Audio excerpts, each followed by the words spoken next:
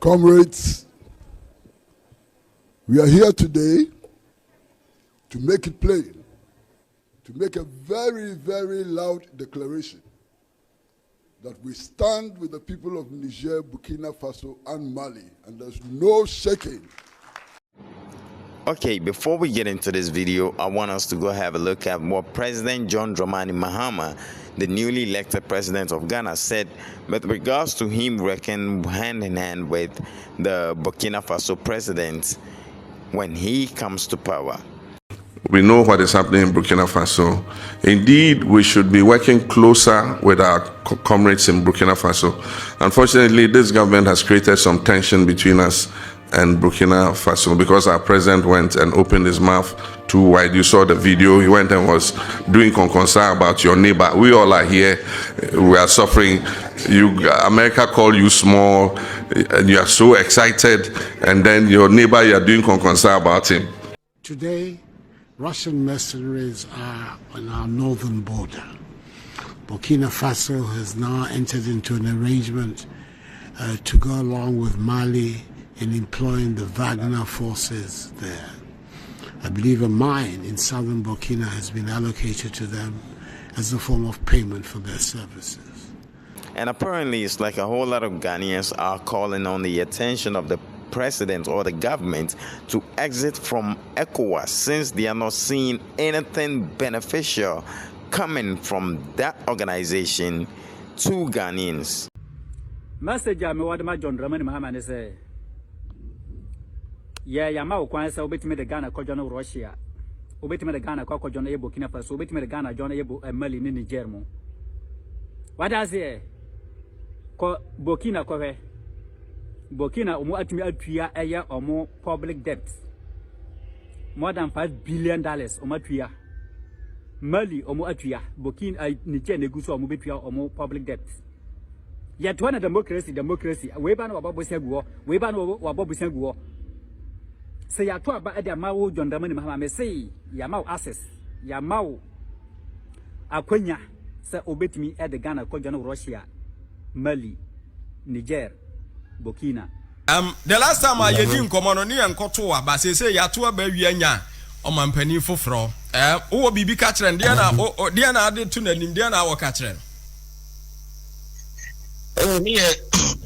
So be a while will be imagine. You make me say, Ecowas now, Mujabachi Ghana, some military agreement, San 75 soldier for Abina. Up to Abedu Samrea or Mudiabachi Ghana for Corona, and whom Infasubia, undemocratic and so helpful. And you know, yesterday say on Tias is a democracy day. Although it be also contested for 3 consecutive occasions, and Sana Ghana for to Abaman. Sorry, you look like program to me or enter easily. So I say, oh, I mean, we have siblings, extended family. It's not easy to be able to stay in the same house or the same area with them. Until we need, on say we need a referendum for Ecowas, or we quit Ecowas outright, because it's not helping Ghana. It's bringing civil war completely. But people have just, overlook it. They are not talking about the realities.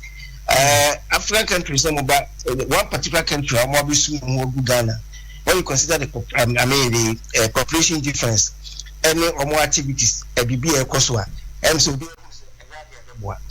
undemocratic, it is unhelpful, it is dangerous, and I don't know what benefit we are giving to the country. So it's like a whole lot of Ghanaians are calling on the attention of the government to rather exit from Ecowas, and that they would even prefer if Ghana really wants to join any organization, any other organization, or really wants to, have some kind of alliance with anybody, it will be the Burkina Fasos, the Nigers. They'll rather prefer Ghana to join NATO than to join Ecowas. Let's go listen to what Kwesi Pratt of Ghana has to say concerning this issue. So please, if you haven't subscribed, please subscribe to the channel, like, share this video, and leave your comments down below. Let me know what you think in the comment section. We are here today to proclaim loudly that the Akufo-Addos and Ouattaras do not speak for us. They speak for themselves and the imperial masters. We speak for ourselves. And we say loudly today that our stand is with the people in the Sahel who have formed the alliance of Sahel states. That's where we stand. All these leaders, without exception, all of them, trooped to their countries to go and support them in self-correlation. All of them. But when the people reject the neo-colonial order, when the people decide that there should be no foreign military bases on African soil, they come together and they want to fight. They don't fight for our salvation. They don't fight for our ability to grow our own food. They don't fight for our ability to educate their people on the basis of our own culture, on the basis of our own history, and so on. They fight to retain French control over Niger. They fight to retain French control over Burkina Faso and over Mali. They will never succeed. We will not allow them to succeed. Comrades and friends, as we speak, this very moment, the NATO countries have asked 3 countries in West Africa, Ghana, La Côte d'Ivoire, and Benin, to provide them with space to establish drone bases. Now you know that the United States of America had its largest drone base in Niger for many years. How did that benefit the people of Niger? How did that improve the economic conditions of the people of Niger?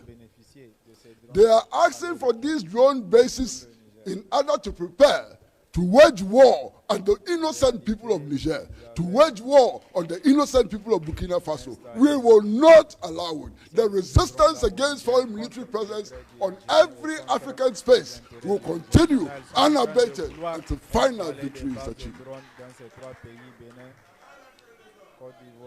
Listen, drone bases are not set up to produce cassava. Drone bases are not set up to educate our children, to teach them literature, to teach them history, to teach them science, and so on. Drone bases are for killing. They are for war. Our need now is to make sure that our people have access to potable water. Our need now is to make sure that we defeat these senseless jihadists that they support. That is our need. Our need is to use the resources we get from the exploitation of our gold, from the exploitation of our diamonds, from the exploitation of uranium and so on, to build that new Africa in which every citizen is entitled to clean water, to build that new Africa in which every child can go to school, to build that new Africa in which everybody who can work will have a job. That is our responsibility. And it is because of this responsibility that we insist on waging a full-scale agitation, struggle, and protest against the erection of foreign military bases on African soil. Comrades and friends, I come from Ghana. I come from Nana Addo Dankwa Akufo-Addo's Ghana. And I have seen the type of military cooperation agreement that they have signed with the United States of America.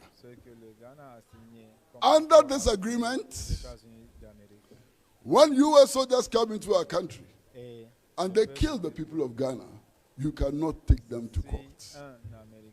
Under this agreement, when US soldiers come to Ghana and they destroy the property of the Ghanaian people, we cannot take them to court. Under this agreement, U.S. soldiers, when they come to Ghana for operations, use our frequencies for free. Under this agreement, U.S. soldiers can walk in and out of Ghana as if they are walking in and out of their bedrooms. They don't need even passports to enter Ghana. Under this agreement, we have given them 1 out of 3 terminals of our airport for their operations. This must stop. This must stop. And it will only stop if we mobilize ourselves and if we continue to resist and if we continue to show solidarity with those who are achieving victory in these areas. You, the people of Niger, under the leadership, your current leadership, have managed to dismantle those military bases in your country. And we salute you, and we will learn from it, and we will do the same. You are showing us the way. I recall that on 6 March 1957, when Osadefo Dr. Kwame Nkrumah declared the independence of Ghana, he made a profound statement. He said to the world that the independence of Ghana is meaningless unless it is linked up with the total liberation of Africa. Today, we stand here in this beautiful city of Niamey, the capital of Niger, and we make a similar declaration.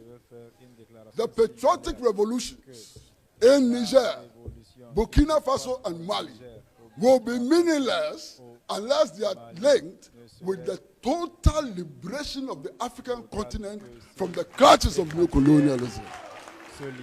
Those revolutions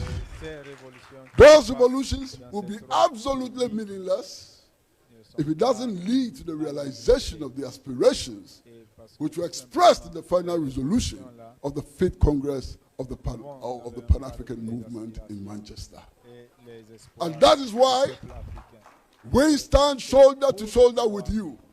We stand shoulder to shoulder with you because our destinies are linked. Our destinies are inseparable. We will die together or live together. And I believe that we will live together rather than die together. We will live together in victory.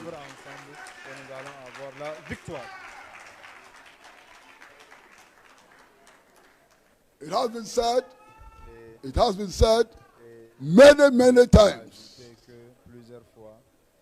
that injustice anywhere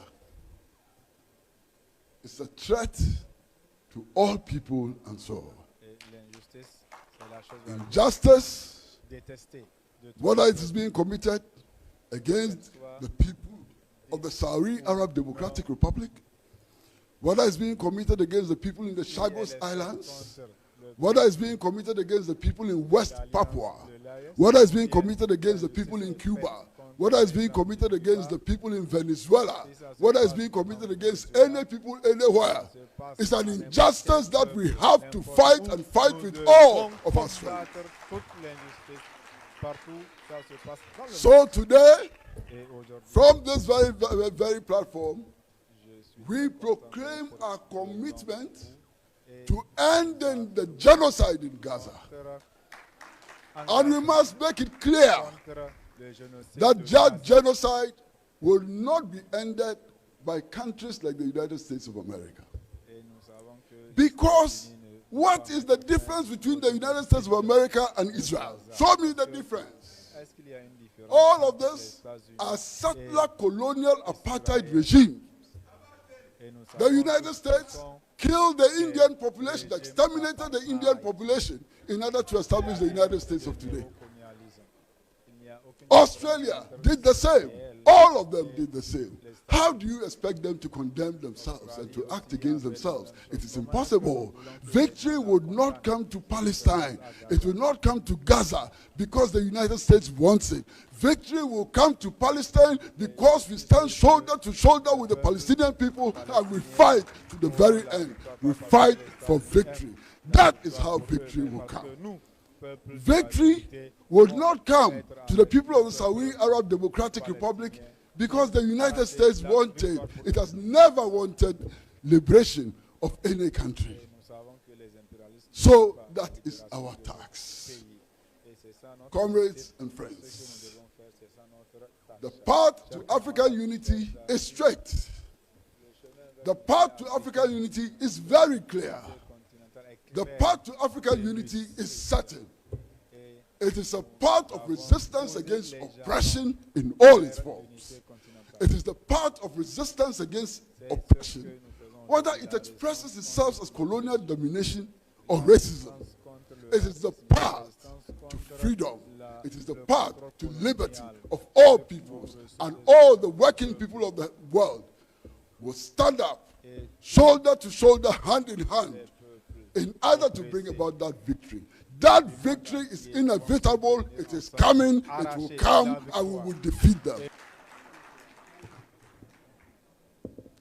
Dear comrades and friends, this afternoon, we are trying to find the path to African unity.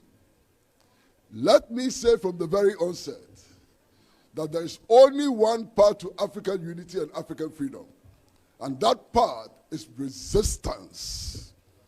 And when we talk about resistance, we are talking essentially about rejecting the prescriptions of those who enslaved us, the prescriptions of those who colonized us, and the prescriptions of those who seek to dominate us today. That prescriptions are dangerous for our health, they are dangerous for nation building, and dangerous for that rising Africa which will hold its hold in this world.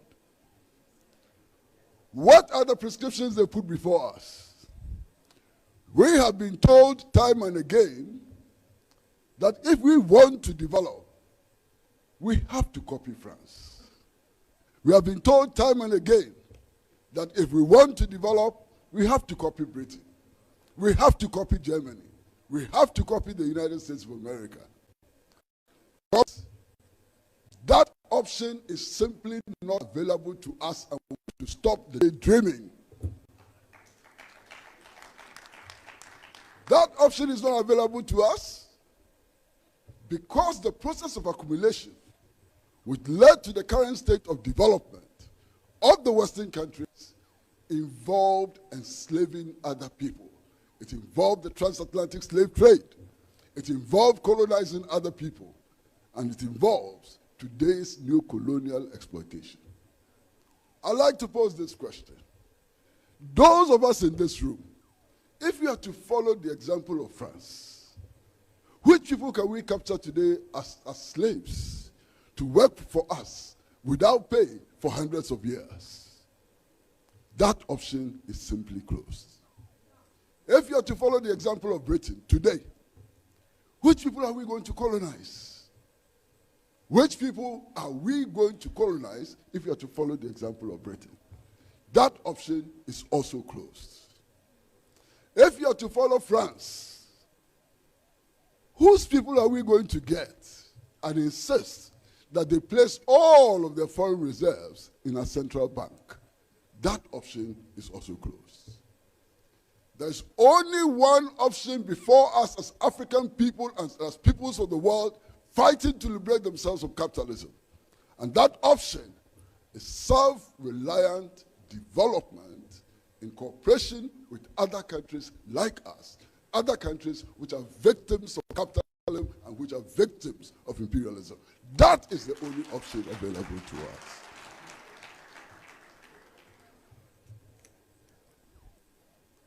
Today, we are in Niamey, the capital of Benin.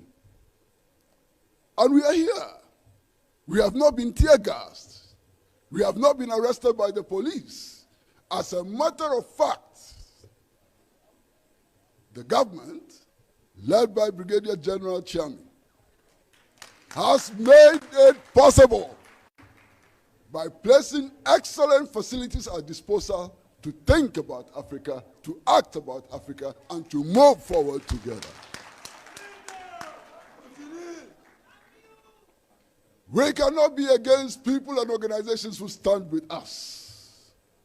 We cannot do that simply because some people are fixated on some forms of government. We are being told that this is a military regime. And because it's a military regime, we have to fight it. We are being told that we are not in the era of multi-party democracy and therefore hell must break loose. Comrades and friends, look at those who are talking to us. Look at them. Look at what they do. You all know that the United States of America is dominated by two political parties. No matter who wins, they will invade Iraq. No matter who wins, they will bomb Afghanistan to rust. No matter who wins, they will impose sanctions on Cuba. No matter who wins, they will supply weapons for the genocide which is being committed in Gaza. Those are not two parties. That's a one-party state with two faces. They should stop lecturing us about multi-party democracy. They have told us. And because some soldiers are in charge, we need to fight them. My goodness. Comrades, our soldiers of every country. Soldiers are part of the citizens of every country. They have a right to participate in the governance of our countries. They have a right to be citizens. And that must be made absolutely clear. In any case, who started the phenomena of coup d'etats in Africa?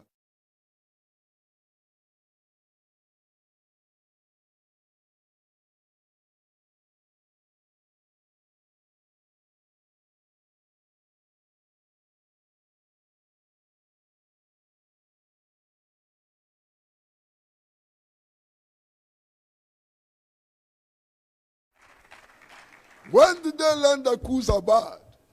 Only recently. They were in La Côte d'Ivoire and they overthrew the government of Laurent Gbagbo in La Côte d'Ivoire. Didn't they know that coup d'etats were bad then? We have learned some important lessons from them and we will teach them their own lessons. Who bears the responsibility for the assassination of Patrice Lumumba in the Congo? Patrice Lumumba was not just assassinated. His body was dissolved in acid. His front teeth was taken out. What can be more terrorist than the overthrow, assassination, and dissolution of the body of Patrice Lumumba in acid? These are the people who are talking to us about democracy. These are the people who are teaching us lessons about how to govern ourselves and so on. We refuse to accept these teachings. We will find our own path to develop it.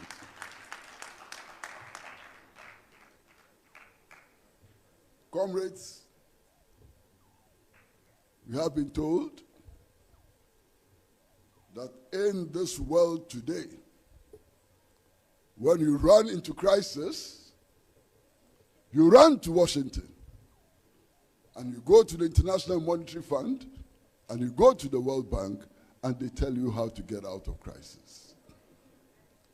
Comrades, who can show one country in the world, not two, not three, not four, one country in the world, which has developed because it followed the prescriptions of the World Bank and the IMF? None whatsoever.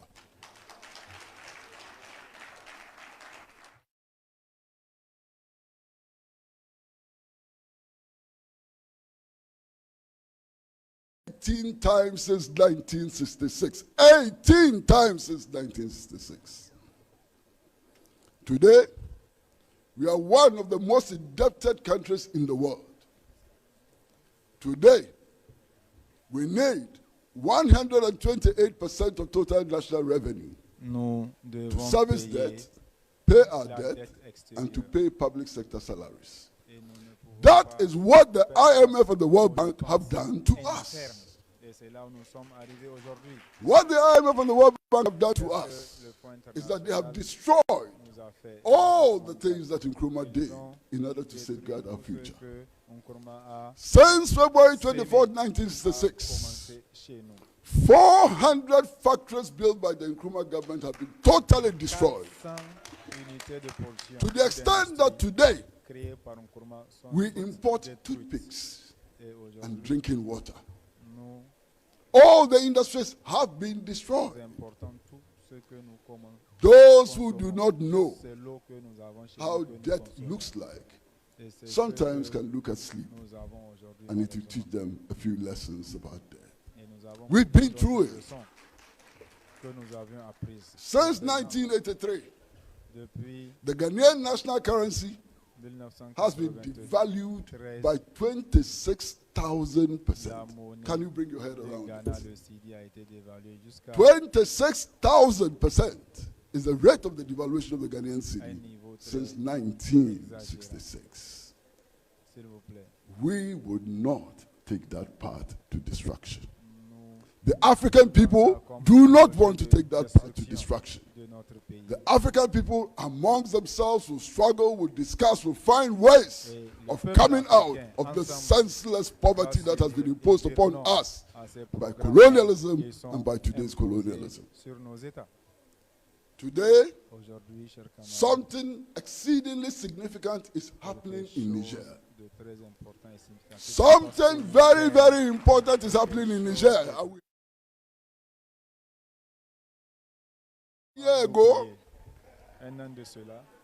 1 year ago, Niger was one of the 4 poorest countries in the world. Today, Niger is the fastest growing economy in the world. Something is happening.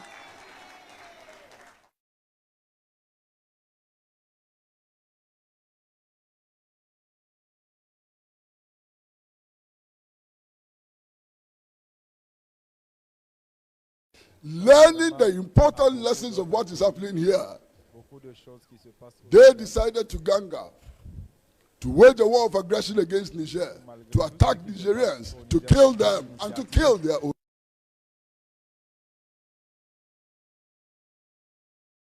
It would never happen. And even if it happens, they will fail for sure. It would not happen because the progressive and revolutionary forces in these countries are not asleep. And we are working day and night to prevent them from waging a senseless war on Niger. It would never happen.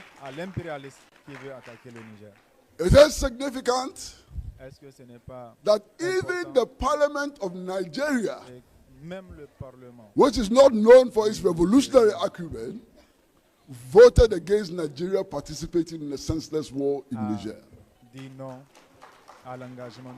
The government of Ghana did not even have the courage to ask Parliament for approval to wage war on Niger. We know that they did not do it because they know the consequences which will be visited upon them by the progressive forces in their countries. And I like to assure you, nobody would attack Niger. And if they do attack Niger, all of us will be in the trenches fighting against them until final victory is achieved. Comrades and friends,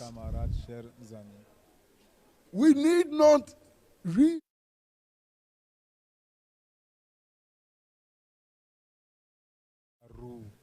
in Manchester. Our leaders, our forebears, drew up the blueprint for African unity. That blueprint is still there, it's viable, it's implementable. In 1945, they told us, they wrote in their final resolution, that all of Africa, Africans everywhere, should participate in the struggle for national liberation. Today, we have been victorious. Many of our countries have achieved the ends of national liberation in spite of all the limitations that they have. And they told us that it is important that national liberation meant that African people should have the right to choose their own leaders and systems of government. It was part of the Manchester Resolution. And they told us that we need to work for a situation where the Africans own their resources and exploited these resources for their own benefit. And they that Africa must unite. And Africa must unite under the banner of scientific socialism.